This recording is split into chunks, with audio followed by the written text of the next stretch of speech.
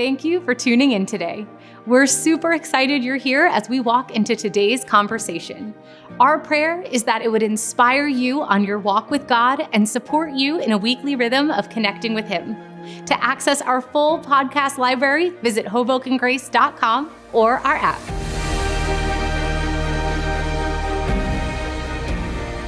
Excellent. Well, good morning and welcome. If I haven't had a chance to meet you, my name is Chris. I'm the lead pastor here at Hoboken Grace. And as Brian said, there's so much that we are celebrating as we come together today. As he said, the Christmas exchange was incredible. Would you guys just celebrate the team that put that together this week?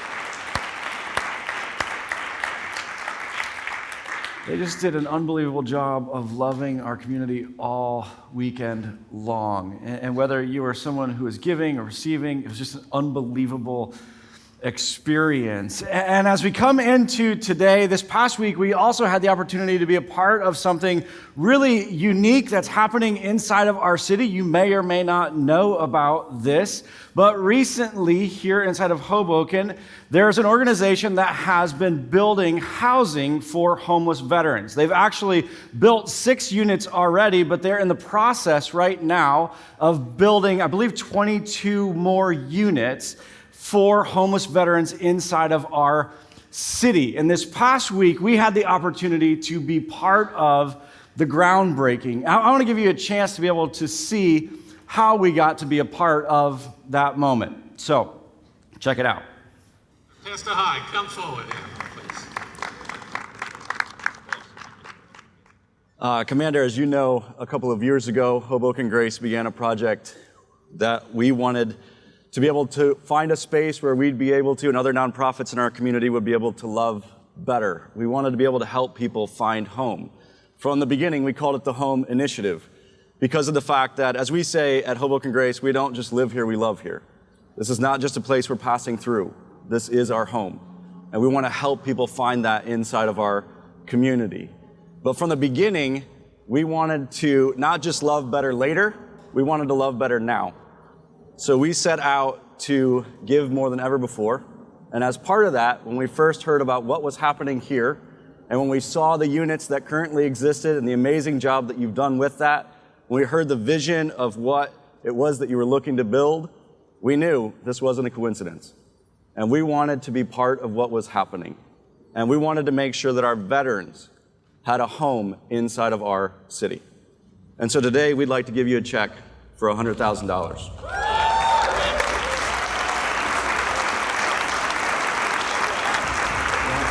God bless Keep doing the great work. And to all of our veterans, you are loved and appreciated.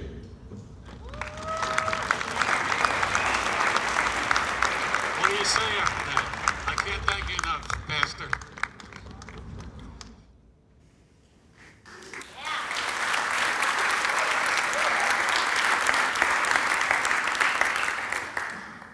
I have to tell you, I walked out of that moment, and one of the most amazing things that you can't hear on the video, and one of the most amazing things about the day in particular, is that earlier in the day, the John Bon Jovi Foundation had also given $100,000 to the project. But what was really interesting is that as we moved through it, and as that foundation gave the $100,000, everyone was like, oh, that's nice. And then as it came to the point where I walked forward, and they had asked, is there anyone else? And they knew that we were going to make a donation, but they didn't know exactly what it was going to be. And as I walked forward, it's interesting because a lot of people in the crowd kind of looked at it and said, oh, isn't this nice? The church is going to, give something. But you can't hear it exactly. You can't hear it completely on the video. But when I announced what it was that we were giving, there was an audible gasp that went through the crowd. Because they didn't expect anything like that. And one of the things that we say over and over again here at Hoboken Grace is that we want to change the way that people think about the church because we want to change the way that people think about Jesus. And Jesus has said to us, no, you're my body. You carry my name. And I walked out of that moment and I called my dad and I told him, I said, this is one of the most special moments that I've been able to be a part of. Not only because of what we're able to give, not only because of what it is that we're building into. And for those of you who are veterans here, I want for you to know, as I said there, you are loved and appreciated.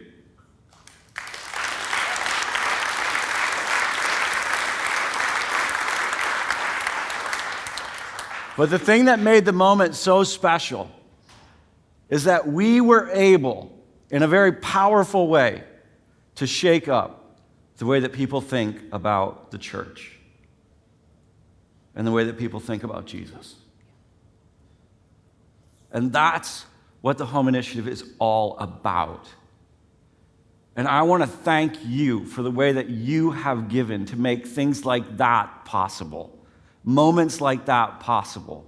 For us to be able to step into situations like that, and whether it's with the Christmas exchange or with giving to this project, for us to be able to say, listen, what you've heard about the church, what you've been told about the church, what you've heard about Jesus, what you've been told about Jesus is not who he actually is. And he's far better than you could imagine. And I want to thank you for being part of that. And thank you for your generosity that allows us to be able to do that together. Oftentimes people will ask me, well, why don't I just give to something like this individually? It's powerful when we give individually. But when I give individually, I get the glory. When we give collectively in a moment like that, God gets the glory. And that's what we want to be about as the church. And so I want to thank you for that. Would you just celebrate all who've given to this to make that possible?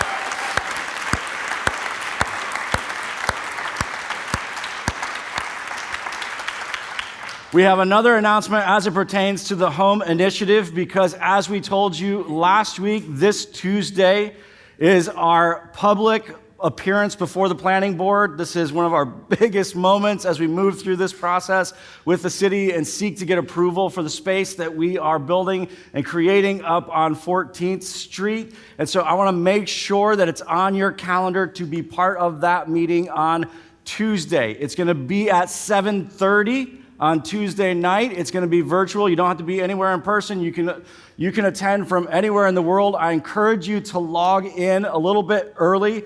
So jump on around 7:15, 7:20, and then wait for the meeting to start and for them to open, for them to begin letting people in.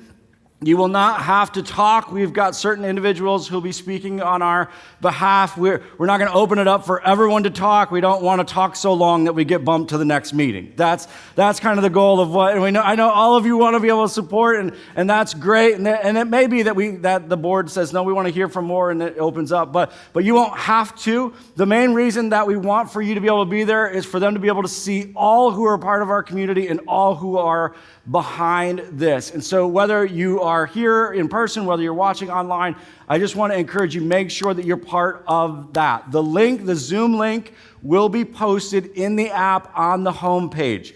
So you'll be able to click right from there. It'll take you right to Zoom. It'll open up for you. So you're not going to have to worry about that. Just make sure that you have the app downloaded so that you can access that. But make sure that you're there to be a part of this night. And hopefully, as we come to the end of that, we'll actually have our approval. So be praying about that, be preparing for that as we continue with this aspect of the Home Initiative as well. It has been a very busy week for us, an amazing week for us here at Hoboken Grace. We have so much to celebrate. We have so much to look forward to, and we haven't even talked about Christmas yet. Turns out we're also in this season called Christmas. Now, I don't know if you like Christmas or not, but Christmas has had kind of an interesting experience for me. I loved Christmas, but then I worked for UPS for a little while in my life. And when you work for UPS, you despise Christmas. There's nothing that you hate more than Christmas. You want it to be over as fast as possible, and you don't want it to come again. It's painful. And so for a while, I did not enjoy Christmas at all. But then I moved on from UPS. It took me a little while. I got over the trauma of working through Christmas. And now I've come to the point, especially because of the fact that I have kids again, I've come to the point where, not kids again, but now I have kids. That's a long story. But now as I've come to the point where I have kids, it changes the way that you experience Christmas. And you get to experience it kind of through them.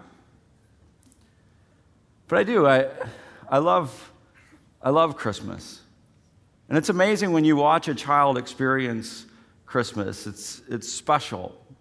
And I think a lot of us have thought, and not all of us have great memories of Christmas as a child, but a lot of us do. Maybe not every Christmas, but at least a few Christmases.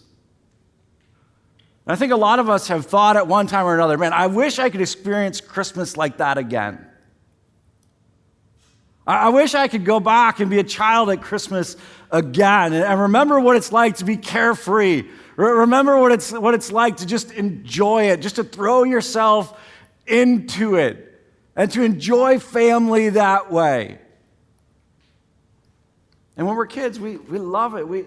Everything about Christmas is amazing. It really is the most wonderful time of the year. But then you grow up.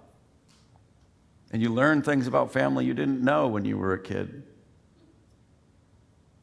Or you experience things with family that changes that experience.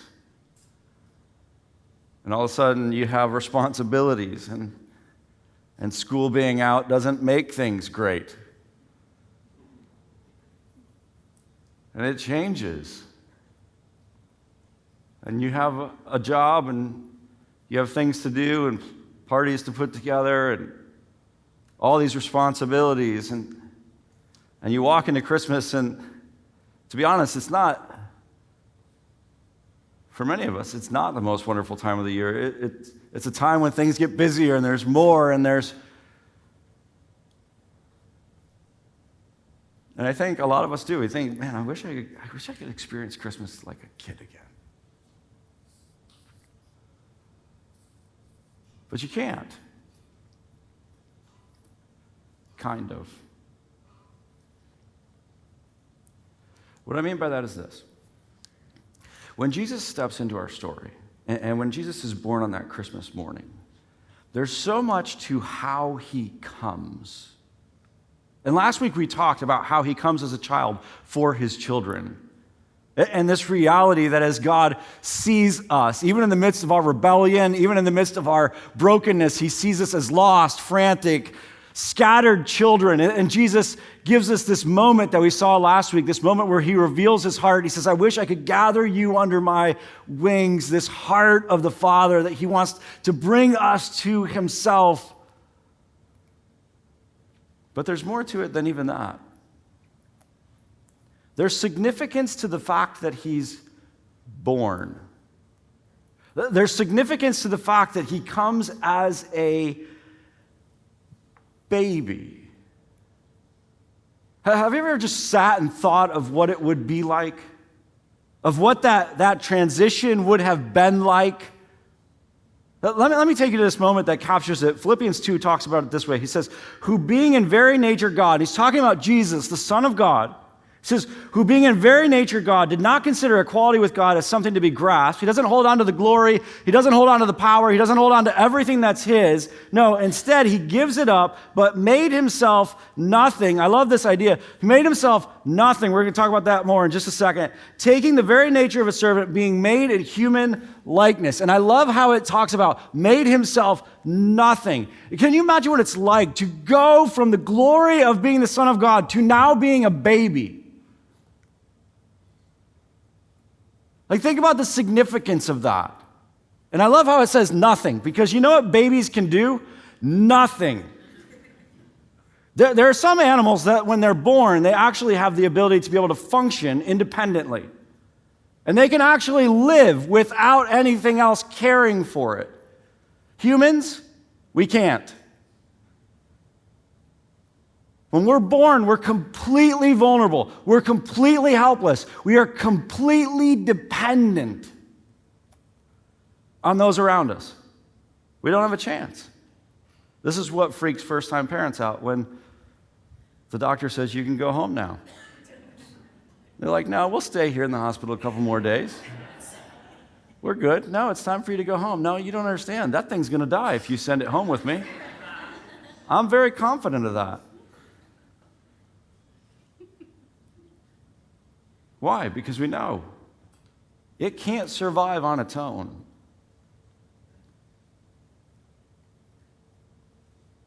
And Jesus steps into our story, and he steps in like that.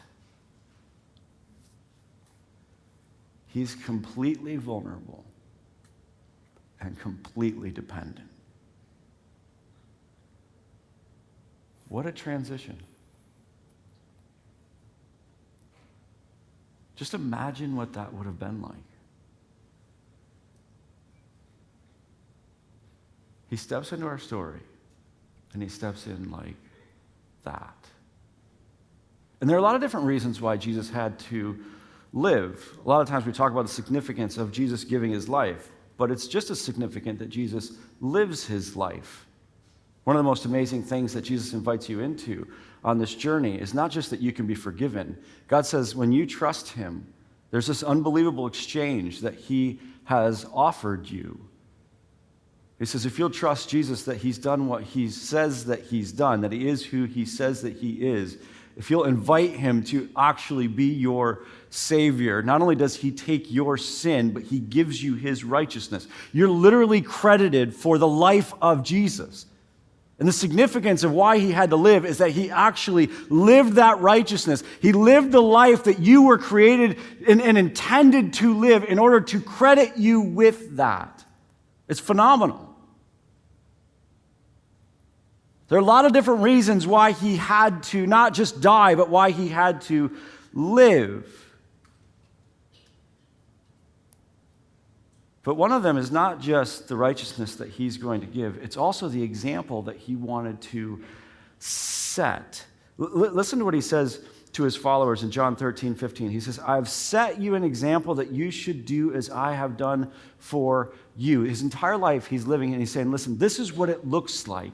This is what it looks like to live for what you were created for. This is what it looks like to embrace what it means to be human. This is what it looks like to actually engage your Father the way that you've been created to experience and engage him. And so he says, I want to set for you an example. And I think even the way that he steps into the story, he's setting for us an example. And as he steps into the story and he says, okay, I'm going to come to you, not in my power, not in my glory. I'm going to come to you completely vulnerable and dependent. I think even in that, he's setting for us an example. There's a moment where Jesus actually unpacks this for his disciples, and he talks to them about this example that he's set, and specifically what it is that he's calling them to. Matthew shares it with us. Matthew chapter 18 says this, he called a little child and had him stand among them. And so he has this little one, and he calls him to the middle of this circle. And as his disciples are surrounding this child, he says this to them. He says, I tell you the truth, unless you change and become like little children, you will never enter the kingdom of heaven. Therefore, whoever humbles himself like this child is the greatest in the kingdom of heaven. And Jesus is speaking to his followers, and he says this to them. He says, you have to become like a child. He says, if you want to be able to experience what I have for you, if you want to be able to step into the kingdom, if you want to know what it is to be part of this family, he says, you have to become like a child. You have to practice what I practice. The example that I set of entering into vulnerability and dependency, you have to do the very same thing. He says, what I want for you is for you to become like a child. And as you step into this relationship with the Father, you step in like this. I want for you to come to me as a child. I want for you to be vulnerable and dependent. Now, we hate these words. None of us get excited about these words. No one's like, you know what, I love being vulnerable. Can't wait to get together with my friends this week so I can be vulnerable. You know, I really value the fact that I'm dependent. We hate these words. I don't want to be vulnerable, and I don't want to be dependent. I mean, there was a time in our life when we were vulnerable and dependent, but we worked to be able to leave that behind, didn't we? And it's interesting, you grow up, and for all of us, we grew up and we learned that these things were bad. You don't want to be vulnerable. If you're vulnerable, you're going to get hurt. I'll never forget, I remember being on the playground at Columbus Park, and my oldest son was, I think, 2 or 3, around that age. And he was playing in the park and just playing with some of the other kids in the park, and all of a sudden he walks over to me and he's crying. And I'll never forget, he looked up at me. I said, what's wrong, bud? He said they didn't want to play with me. And there was this look in his eyes of confusion and hurt. And it was one of the first times that he'd experienced rejection like that. And I'll never forget that moment, because I looked at him, and as I looked at him in that moment, I realized you'll never be the same. From this point on, you'll never be the same. And it's moments like that that teach us, no, you don't, vulnerability, that's not good. As much as possible, you want to eliminate in your life vulnerability. And we learn the same thing about dependence. Because over and over again, those that we were dependent on actually failed us and weren't dependable. And so we were taught by life, no, this, you don't want to be this.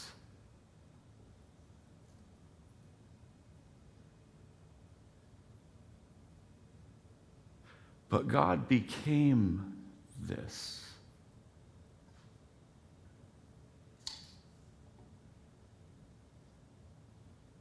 And as Jesus steps into our story, he says, I want for you to become a child again. And the reality is this, that those two things, vulnerability and dependence, are only bad if there's someone you can't depend on. And if there's someone that you can't trust to be vulnerable with. And so God steps into our life and says, no, I want to introduce you. I want to introduce you. And Jesus steps into our story and says, I want to introduce you to a Father that you can actually be vulnerable with.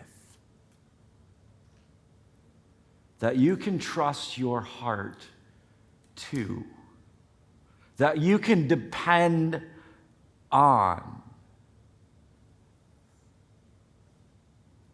There is one that you can be a kid with again. It's interesting for many of us when we hear Jesus say, okay, I want for you to become a child. For most of us here, we hear it as something that we have to do. Well, now there's something else that I have to do. And how do you do that? I mean, how do you make yourself be a child again? Good luck with that. And for most of us, we hear it as something that we should do or something that we ought to do. But I think we're missing what it is that Jesus is actually trying to introduce to us in this moment. And it's one of the most amazing things about Christmas. It's one of the most amazing things that Jesus demonstrates to us as he comes to us in this way. Because I think as Jesus is pulling them together and as he sets this little one in the midst of this circle, he's not saying to them, listen, I want you to work hard to be something. He's saying to them, listen, guys, you get to, if you will accept it, you get to actually become a kid again. And I know that everything in your life has said, no, you want to leave that behind. And you've looked at these aspects and said, no, this is bad. But they're not actually bad if there's someone that you can trust.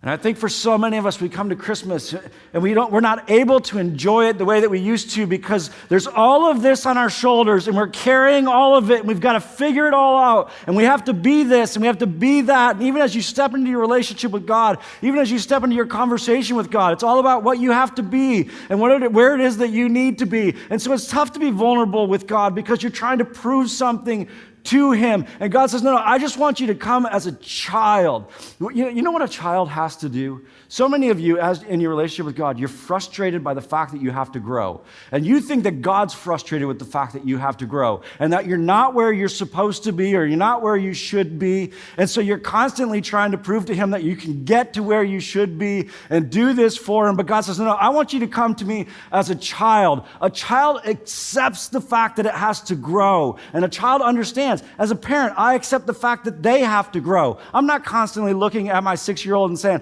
why aren't you 21? Like, where's your job? Like, get it together. You're not contributing anything to this family. No, why am I not saying that? Because he's a child.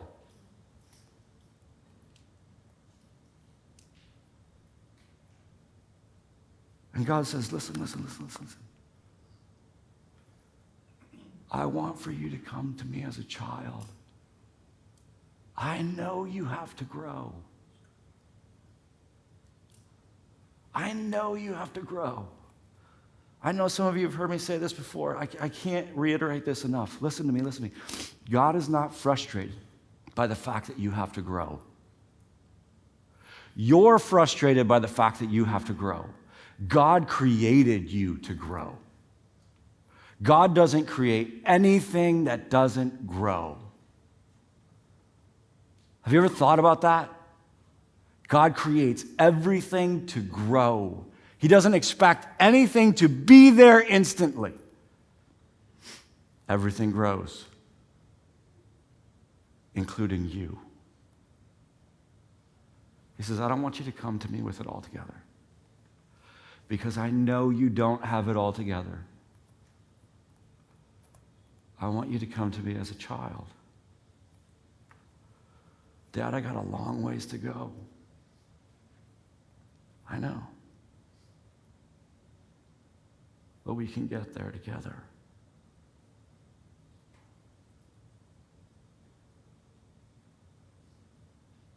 And he doesn't want you to come to him having everything put together.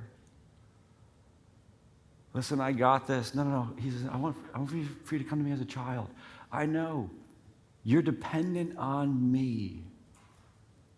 And this is one of the most amazing things that Jesus demonstrates when he's born as a baby.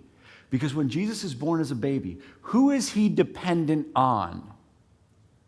Now, some of us think he's dependent on Mary and Joseph. No, he's not. That's not who he's trusting. He's dependent on his Father. He's dependent on his Father. And he says, I want to show you how much you can trust my Father. I'm going to be born as a baby. And I'm completely vulnerable and completely dependent. And I know I can trust him. What an unbelievable demonstration of faith. And Jesus says, no, you can be dependent on him. You can trust him. You can be dependent. You can trust him to come through. You can trust him that he cares about you. You can trust him in his plan for you.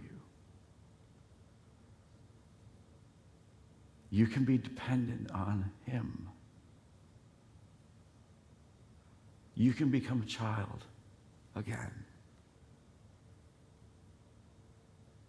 To walk into this Christmas and know, I don't carry all that weight. I don't have to carry the weight of how it's all going to work out. I don't have to carry the weight of making sure that everything falls in place. I don't have to carry the weight of making sure the plan is what it's supposed to be. I don't have to. All I have to do is follow my Father. Do you know how hard that has been for me over the last couple weeks as we prepare for the meeting on Tuesday? Do you know how many times this past week I've had to remind myself of that? No. And it's not that God doesn't want us to grow up. God constantly wants us to grow. I'm not talking about being irresponsible. God wants us to grow, but here's the thing. You get the opportunity to grow, but you're never going to become dad. And one of the most amazing things about God's family, listen to me, is that we all get to grow together. But listen, there's no point at which you move out. There's no point at which you're on your own now. There's no point at which you should be independent now. No. In his family, you're always a kid. You're always a kid. And you have a dad you can trust to be vulnerable, independent. And you say, well, no, being vulnerable and dependent, that's being weak. Yeah. But maybe, just maybe, we've thought of weakness in the wrong way all along.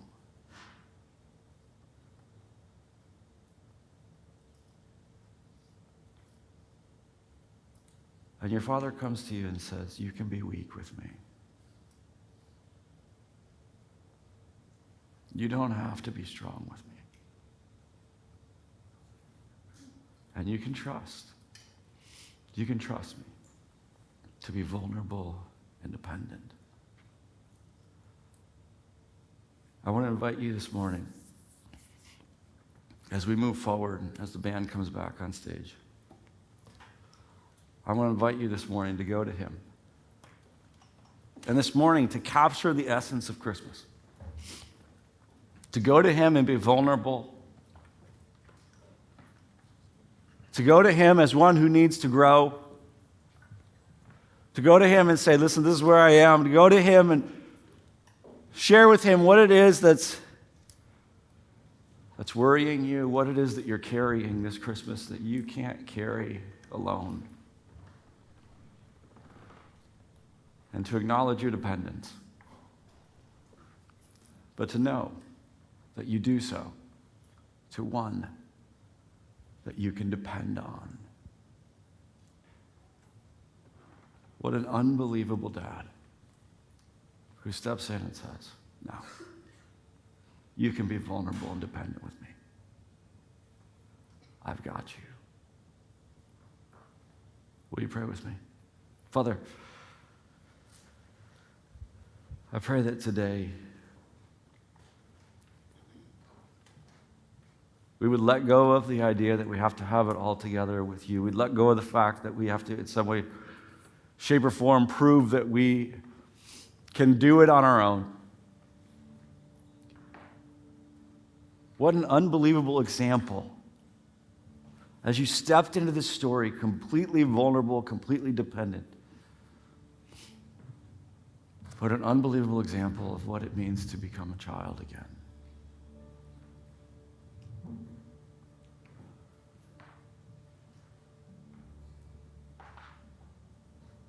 Father, I pray that we would trust our Father the way that you trusted yours.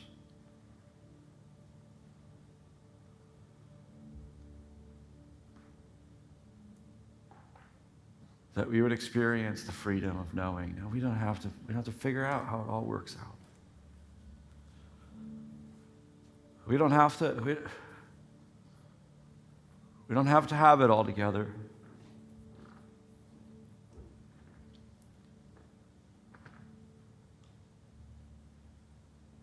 I pray that we would experience that truth with you today.